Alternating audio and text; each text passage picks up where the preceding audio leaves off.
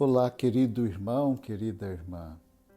Vamos conversar um pouco sobre a liturgia do segundo domingo do tempo do Advento.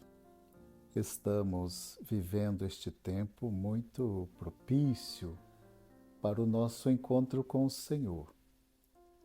No tempo do Advento, os 2 primeiros domingos nos ajuda a pensar na vinda do Senhor, a segunda vinda do Senhor.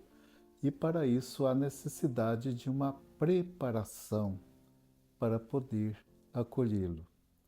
A partir do dia 17 de dezembro, uma segunda etapa do tempo do Advento, começa a falar a liturgia sobre o mistério da encarnação. Nós estamos neste ano B, lendo o Evangelho de Marcos. Marcos, que é o evangelho mais antigo, ele escreveu por volta do ano 65 a 70. E ele começa dizendo do princípio, do início, ele fala no início, a mesma palavra que é utilizada no começo do livro do Gênesis, que fala no princípio. Então, se lá no Gênesis fala de uma primeira criação nascida do amor do coração de Deus, aqui em Jesus Cristo tem início uma nova criação. Então, no início, e Marcos, no seu Evangelho, ele nos faz compreender a revelação de Deus em Jesus. Uma pergunta, se assim podemos dizer, que norteia todo o Evangelho de Marcos é: quem é Jesus?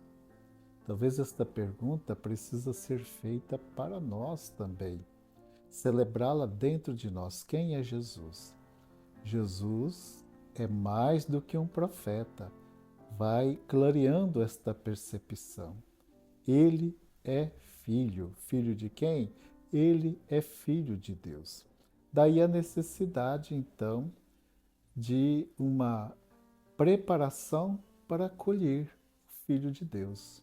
É importante, é o Filho de Deus que vem ao nosso encontro.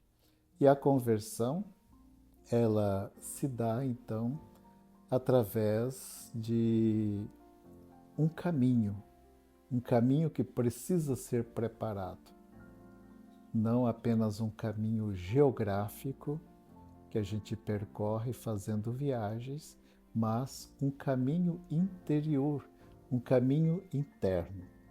A liturgia deste segundo domingo do Advento vai nos trazer 3 palavras para o nosso pensamento, para a nossa reflexão. A primeira delas é o caminho, a segunda, a conversão, e a terceira, a parousia, o final, o encontro do ser humano com o Senhor Deus. Mas vamos pensar um pouco, antes de mais nada, sobre este tempo do Advento que nós estamos vivendo. Ele é um tempo de inspiração.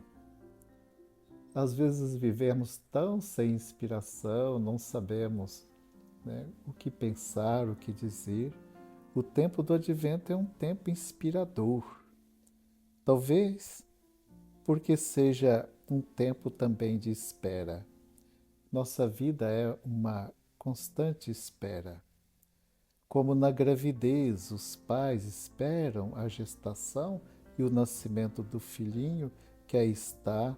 O Advento é também um tempo de interioridade. Assim como na gravidez é esse tempo de interioridade, a criança está sendo gerada aí no interior, na barriga da sua mãe. Uma vida vai crescendo no escuro e protegida no ventre materno. O Advento é um pouco isto. O Advento nos chama a olharmos para dentro. Há uma vida dentro de nós. Nós somos vivos.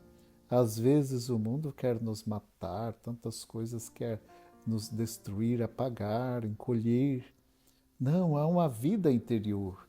E esta vida, ela é marcada pela vida divina. É preciso descobrir aquilo que está dentro de nós e que é vida, e deixar para trás aquilo que não é luz. Descobrir a vida, que a vida pulsa dentro de nós. Ali pode se esconder os brotos verdes dos quais ainda não se manifestaram. Outro dia eu conversava com uma responsável por uma comunidade terapêutica que cuida de dependentes químicos e ela me dizia: as moças chegam ali tão machucadas, tão feridas, e de repente elas começam a brotar. Eu gostei desta expressão. Começam a brotar e a vida vai ressurgindo, vai reencontrando o sentido da vida. A liturgia de hoje, então, nos fala do caminho. Todo caminho é um modo da gente relacionar com as pessoas. Relações livres, porque não sabemos com quem vamos encontrar no caminho. É curioso isto, não? A gente sai, começa a andar, não sabemos com quem nós vamos encontrar. Falamos de igual para igual, compartilhamos alegrias e tristezas, e a nossa conversa vai nos ajudando. Se a gente aproveita para conversar enquanto faz uma viagem, esta conversa vai nos ajudando. Não há prejuízos no trato mútuo. Ajudamos e somos ajudados. Carregamos a mochila da outra pessoa. Se a outra pessoa está cansada, então a gente pode ajudar.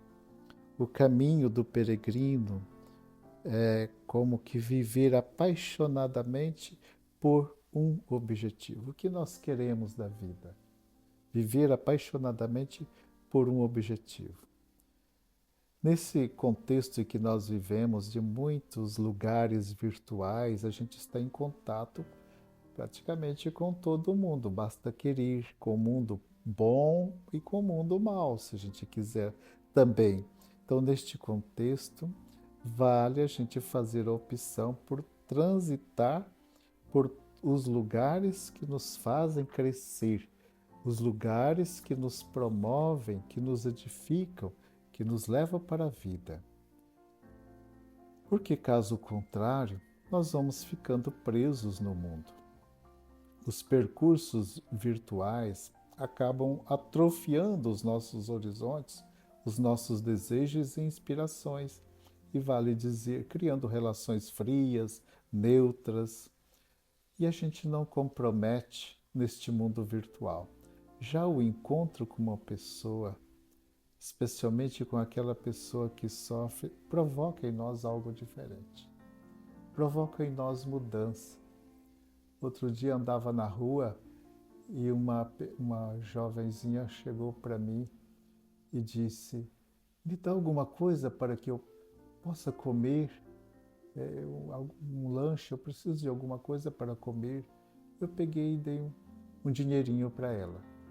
E enquanto eu estava ali conversando com uma outra pessoa, também comprando alguma coisa, quando eu olhei, ela estava comendo um lanche. Era um pão com mortadela. Eu perguntei para ela: você quer mais um? Ela disse: quero.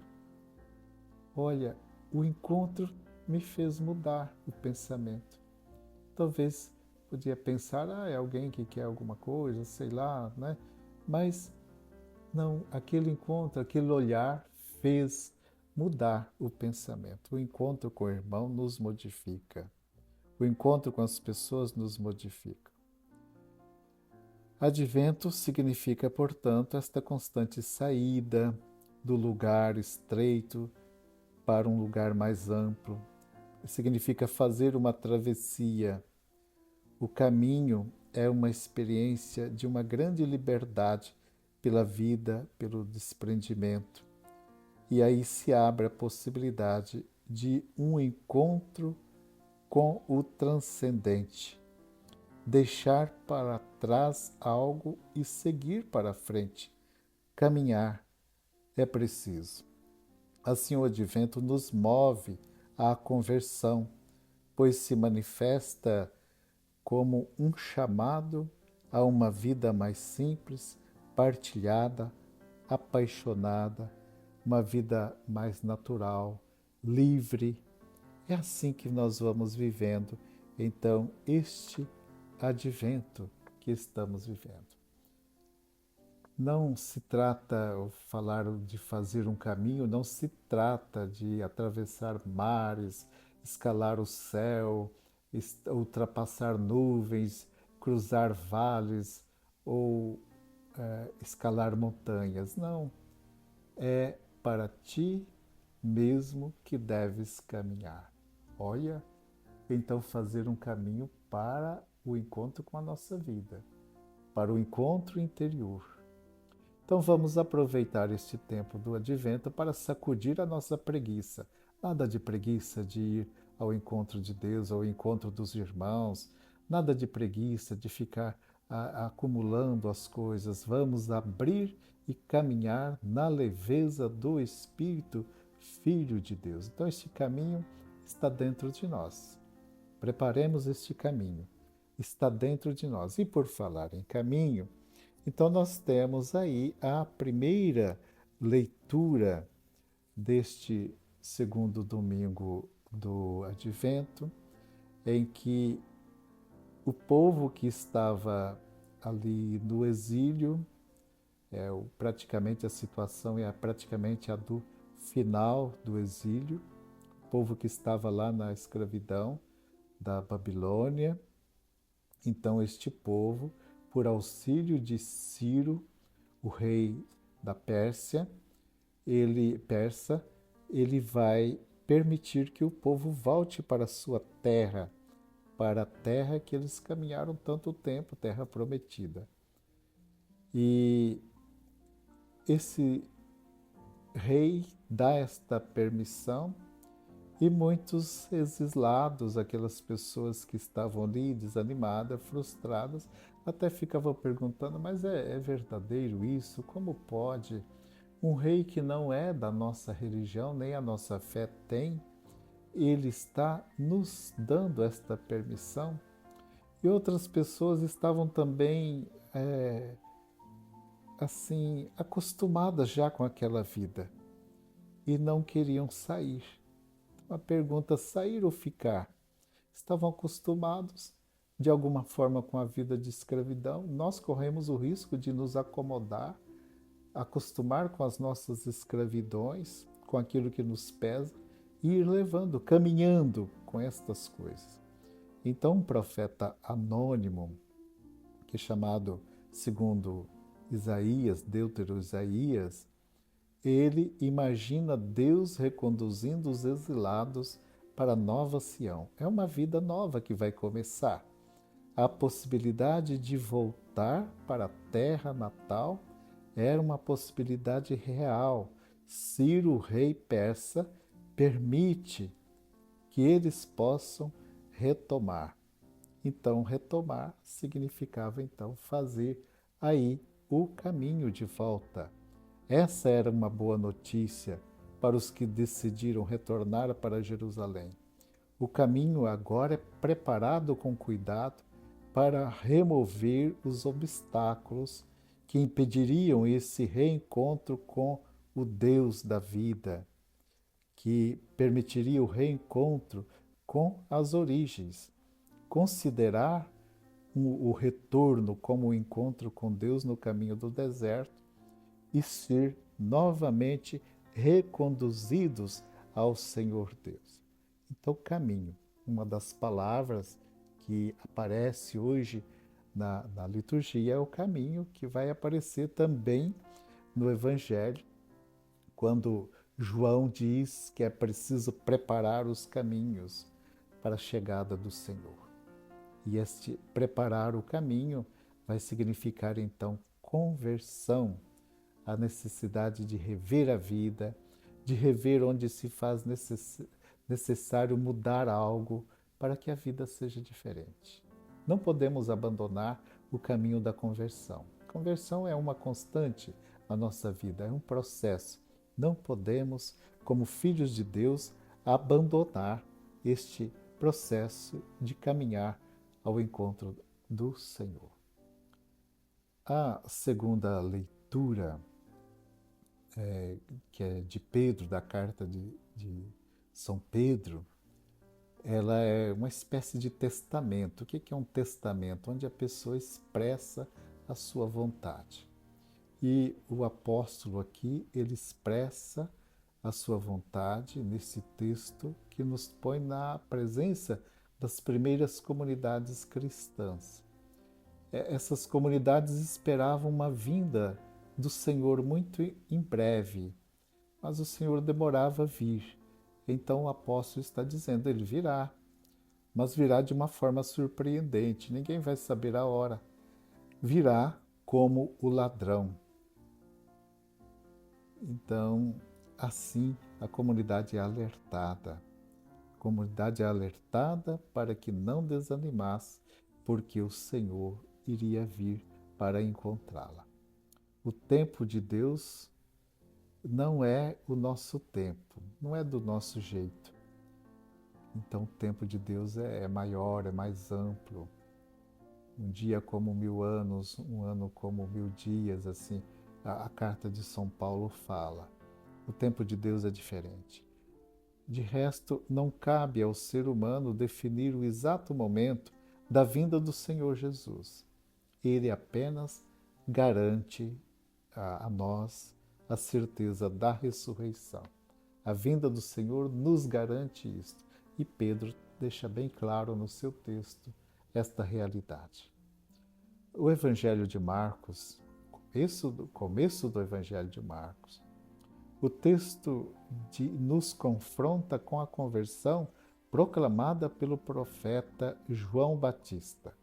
Este que tem a iniciativa de ser a chave, abrir o caminho para o encontro com o Senhor. Ele pregava um batismo de conversão nas margens do Rio Jordão. João fala da proximidade da chegada do reino de Deus. Para isto, estremece, balança. O reino de Deus está chegando. Marcos escreve uma comunidade que, em sua grande maioria, era formada por povos gentios, por pessoas que não pertenciam ao povo de Deus. O evangelista percebeu que era preciso entender a identidade de Jesus. A mensagem central de João Batista é esta, de preparar o caminho para acolher Jesus, adotando um estilo de vida próprio de quem se dispõe a acolhê-lo. O próprio João adota um estilo de vida assim diferente dos outros. Conhecemos a figura de João Batista, uma vida austera, para se preparar para a chegada do Messias. Sua vida e testemunho são um claro convite às renúncias dos valores do mundo para algo maior, para algo mais amplo. É assim que João Batista vai conduzindo. Ele se torna parecido com um grande profeta do passado. Quem é esse profeta? Elias, muito admirado pelo povo escolhido. Seu jeito de vestir, Elias também vestia com peles de camelo. O cinto significava a disponibilidade para que pudesse caminhar. Então, retomo dizendo que as palavras que marcam este domingo, segundo domingo do Advento, são as palavras caminho, e aqui a gente já fez menção, não simplesmente um caminho geográfico, preparar este caminho geográfico, mas preparar um caminho interior. Este caminho está dentro de nós. As nossas decisões, as nossas opções, deixando para trás, então, a preguiça, deixando para trás o comodismo, deixando para trás atitudes de violência, de maltratar as pessoas e também deixar de maltratar a nós mesmos. Quantas vezes nós ficamos nos maltratando, fazendo coisas erradas, não é mesmo? Nós mesmos que sofremos. fazer o caminho, olha, possa brilhar dentro de nós esta esperança. Eu quero viver o caminho, eu quero fazer o caminho neste tempo agora do advento para encontrar-me com o Senhor. E a isto, este caminho pode significar também um processo de conversão, mudar. Quem de nós não tem algo para mudar? Estar prontos para fazer este caminho novo. Não querer permanecer como aqueles escravos da Babilônia, que o caminho estava aberto, mas não queriam ir, estavam acostumados com aquela vida da escravidão e se davam por satisfeitos ali. É um caminho novo. E depois deste caminho nós vamos descobrir que é o próprio Cristo. Eu sou o caminho, a verdade e a vida. E a terceira palavra, então, caminho, conversão, e a terceira palavra, a parousia, que é o nosso encontro com o Senhor ressuscitado. No final da nossa vida, Pedro, melhor dizendo, nos coloca nesta sintonia com o Cristo que vem e o dia do Senhor virá como um ladrão. Nós não sabemos o dia e nem a hora. Amigo irmão, amiga irmã, o programa que eu trago, esta reflexão que eu trago, é para nos ajudar a ir preparando. E vai à missa, vai lá na comunidade. Com certeza o Senhor o espera. O Senhor espera cada um. E Ele quer falar ao coração de cada um. Não deixe de, neste segundo domingo, participar do santo mistério da presença do Senhor. E quero, para finalizar, recordar que no terceiro domingo do Advento, a igreja aqui no Brasil faz uma coleta. Estamos na campanha da evangelização que é feita durante o tempo do Advento. E no terceiro domingo, sábado e domingo, no terceiro domingo do Advento, se faz esta coleta para ajudar na evangelização. Uma parte dela fica na diocese, que é para ajudar nos projetos de evangelização. Uma outra parte vai para a CNBB, quer no regional, quer na CNBB nacional. Tudo destinado à evangelização. Quer ajudar a evangelizar? Participe. Leve a sua oferta, prepare durante a semana a sua oferta para levar no terceiro domingo do Advento, para que seja este gesto concreto da preparação para o Natal do Senhor. Amigo irmão, amiga irmã, desejo muita paz, alegria, esperança, desinstalação, viver o caminho que está dentro de nós, acolher o Cristo, preparar o caminho, endireitar as veredas, converter e assim viver a vida nova. Tenha um abençoado e santo domingo.